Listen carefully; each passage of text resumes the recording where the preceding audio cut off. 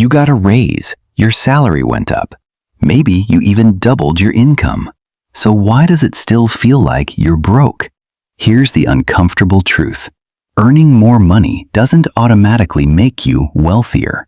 In fact, for millions of people, every increase in income simply creates an increase in spending. And that's the trap. I've spent years studying how people build, protect, and lose money.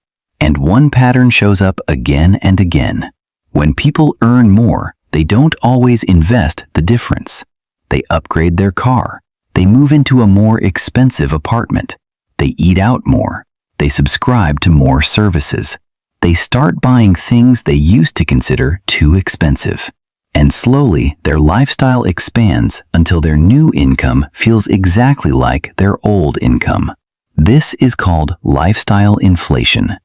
Imagine two people both earn $5,000 a month. Person A spends $4,800. Person B spends $3,500. Now, both receive a raise and start earning $7,000. Person A increases spending to $6,800.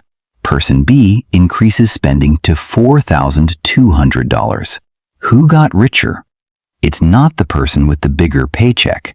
It's the person who kept the bigger gap between income and spending. Because that gap is where wealth is built. And here's where things get interesting. A high income gives you potential, but your savings rate gives you power. Think about it. If you make $100,000 a year and spend every dollar, you're financially vulnerable.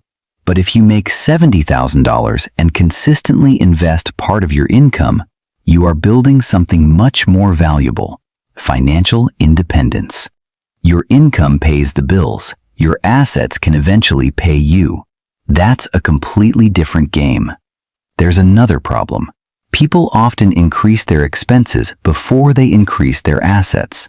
They buy the expensive car first, the bigger house first, the luxury vacation first, and then they try to invest whatever is left over.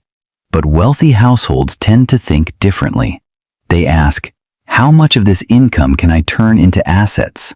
Stocks, businesses, real estate, retirement accounts, other productive investments. The goal isn't to never enjoy your money. The goal is to make sure some of your money starts working for you. And remember this: looking rich and being wealthy are two completely different things.